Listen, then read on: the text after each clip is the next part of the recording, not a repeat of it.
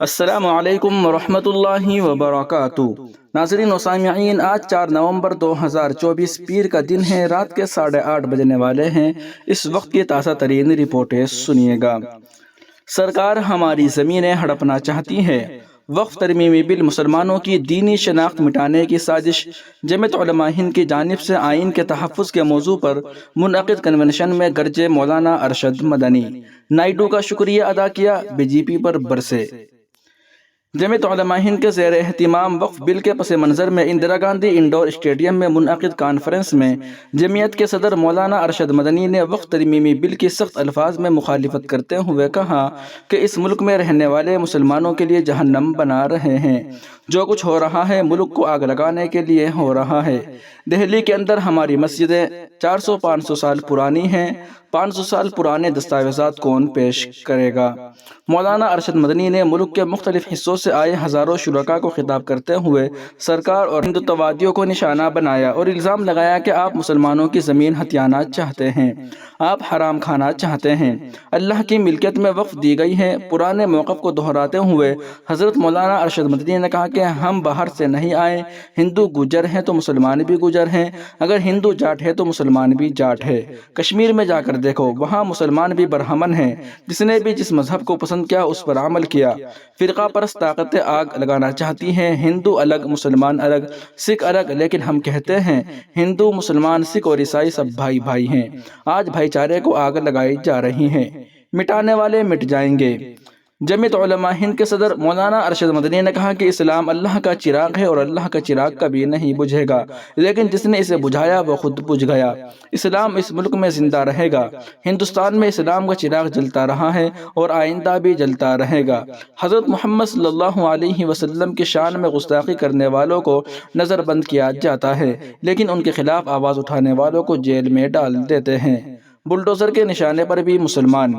دریں اثنا بلڈوزر کی کارروائی پر حضرت نے کہا کہ ملک میں بلڈوزر سے گرائے گئے 95% مکانات مسلمانوں کے ہیں۔ ایک آدمی سے غلطی ہو جائے تو پورا گھر گرا دو، پھر ماں باپ یا بیوی بچے کہاں جائیں گے؟ ہم اس کے خلاف ہیں، یہ ملک کے آئین کے خلاف ہے۔ میں اتحاد کی پالیسی کو اچھا سمجھتا ہوں۔ ایک طرف حکومت کا کردار ہے جو آپ کے سامنے پیش کیا جا رہا ہے، تو دوسری طرف انڈیا الائنس نے اپنا منشور جاری کر دیا ہے، جس میں راہل گاندھی نے کہا ہے کہ اگر ہماری حکومت بنی تو ہم ہر مذہب کو آزادی دیں گے۔ میں ان کی باتوں کا احترام کرتا ہوں، اس لیے میں نے اس اتحاد کو ووٹ دینے کی اپیل کی جس میں مسلمان اپنے مذہب کی پیروی کرنے کے لیے آزاد ہوں۔ مجھے خوشی ہے کہ اتحاد آگے بڑھا اور بی جے پی ہار گئی تو یہ ملک تباہ و برباد ہو جائے گا۔ فلسطین کے مسئلے پر مولانا ارشد مدنی نے کہا کہ جس دن فلسطین نے پہلا حملہ کیا، ہندوستان کے وزیر اعظم نے کہا کہ یہ دہشت گردی ہے۔ مجھے یہ سن کر افسوس ہوا۔ میں نے اس وقت کہا تھا کہ جو کہتے ہیں وہ دہشت گرد ہیں تو گاندھی اور نہرو ودیا ساگر تھے جنہوں نے غلامی کی زنجیریں توڑ دی تھی۔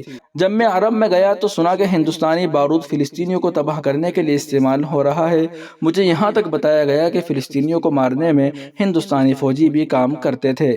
میں یہ دعویٰ نہیں کرتا، لیکن پی ایم کو اپنی پوزیشن صاف کرنی چاہیے۔ اگر فرقہ پرستوں کی پالیسیاں اپنائیں گے تو ملک تباہ و برباد ہو جائے گا۔ مولانا ارشد مدنی نے کہا کہ میں نائیڈو کا شکریہ ادا کرتا ہوں۔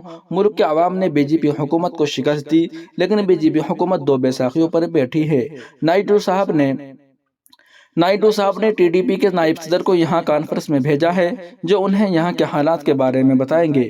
اس مہینے کے آخر میں ہم 15 دسمبر کو نائیڈو کے علاقے میں 5 لاکھ مسلمانوں کو جمع کریں گے۔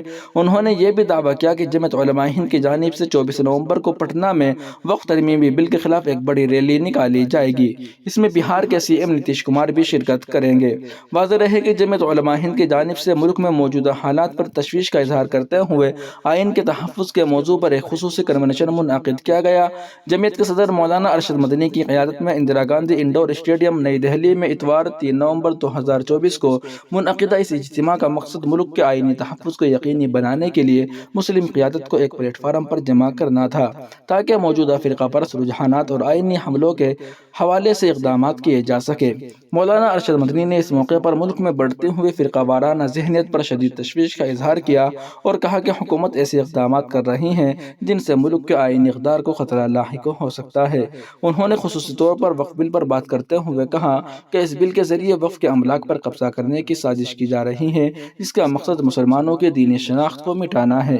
مولانا ارشد مدنی نے کہا کہ حکومت کو سمجھنا ہوگا کہ وقف املاک صرف جائیداد نہیں بلکہ مسلمانوں کے دینی عقائد اور شناخت کا حصہ ہے۔